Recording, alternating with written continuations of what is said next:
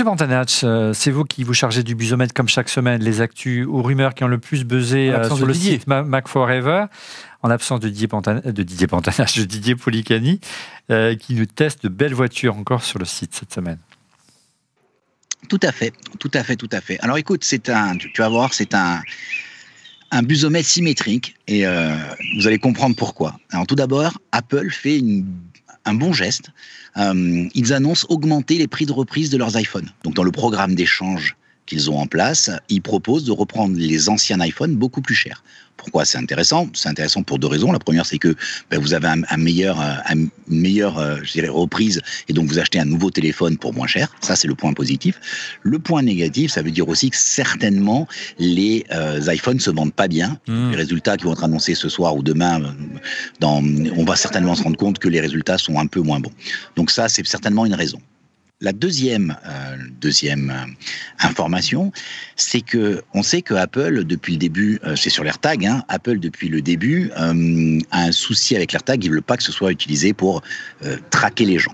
Et donc ils ont dit, il faut bien se comporter, il faut faire attention, voilà ce qu'il ne faut pas faire, voilà ce qu'il faut faire.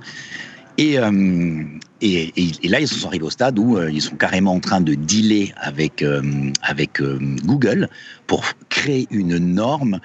Pour l'instant, on parle de bon comportement, mais ça ira certainement vers quelque chose de beaucoup plus technique derrière. Vous avez dit que c'était pyramidal, enfin que c'était symétrique. Donc là, on arrive en haut de la pyramide. Donc c'est la troisième info rumeur. Je précise pour la régie. Troisième info de ce busomètre. On sait que aux États-Unis, il y a eu une création de ce qu'ils ont appelé une union. Donc c'est un syndicat. C'est la première fois que ça arrivait chez Apple. Et les négos sont en cours. Et les négos sont particulièrement violentes. Et surtout dans une boîte où il n'y a pas du tout la culture de ce genre de négo. Bon. Je résume, ce que demandent les syndicats, c'est augmentation générale des salaires et versement de pourboires, de tips, mais c'est très très très tendu. Apple qui est plutôt habitué d'habitude. Oui. C'est pour les Apple Store ou pour Apple? Apple Store. Ah, d'accord, donc c'est un syndicat pour les magasins, d'où ce qui explique les tips. Ok, qui explique les. Ok, je comprends. Tout à fait. Oui. Je peux rajouter un petit truc, Olivier? Bien sûr.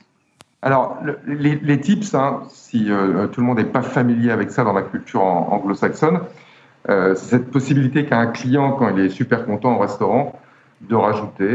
Alors, aux États-Unis, en général, c'est 10% si on est content, jusqu'à 20, 25. Oui, ça fait partie intégrante de leur salaire. C'est très important, le tips. Voilà. Ça serait une révolution pour les Apple Store. Et sur le concept initial auquel Steve Jobs lui-même avait participé, nous on en a parlé beaucoup, moi, quand j'étais chez Apple.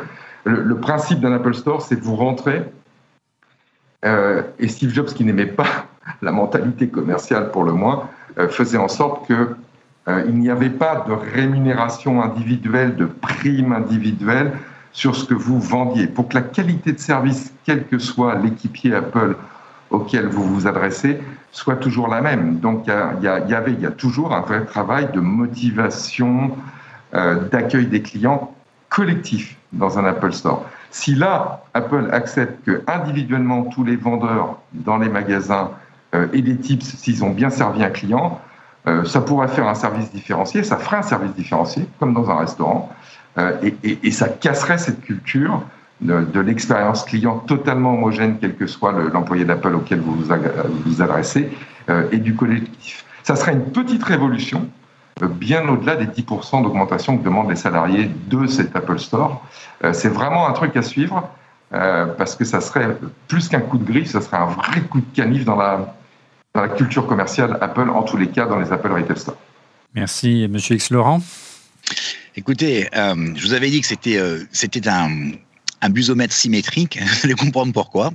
La quatrième info, c'est que le prix moyen des iPhones est en hausse.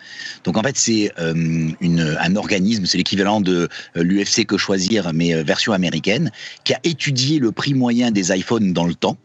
Okay, donc tout modèle confondu, et ils sont arrivés aujourd'hui à un prix moyen à entre 700 et 800 $. Donc ça s'explique avec les différents prix, mais dans le temps, cette courbe a toujours été en croissance.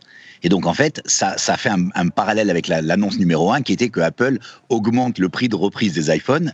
C'est assez intéressant. Oui, effectivement. La 5e info, qui elle-même est un parallèle, et je trouve ce busomètre assez cocasse, parce que c'est que la police new-yorkaise, donc la fameuse NYPD, donc c'est le département de la police new-yorkaise, le nombre de vols de véhicules a recommencé à augmenter à New York de façon drastique. Et en fait, ils ont recommandé aux propriétaires de voitures d'installer des AirTags dans leur voiture.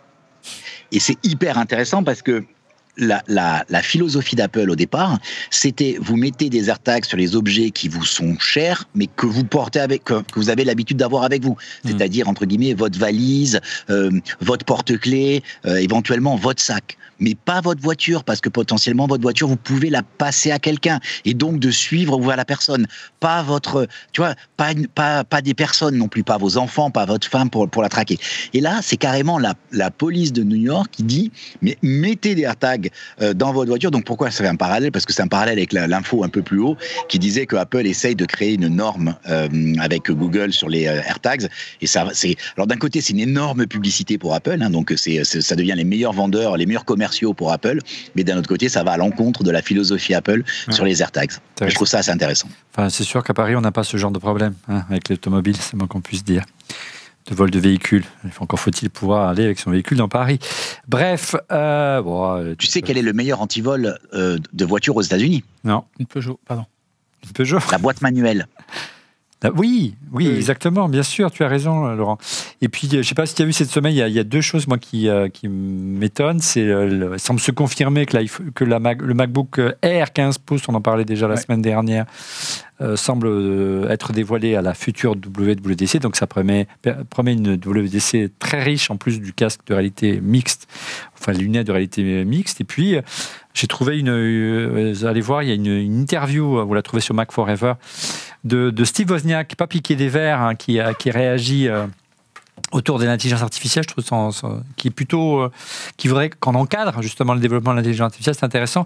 Et puis il envoie quelques scuds à notre ami Elon Musk, pas piqué des verres. Vous verrez, allez voir cette interview, j'ai trouvé ça succulent. Regardez cette question. Merci Laurent, et on se retrouve la semaine prochaine pour un prochain busomètre.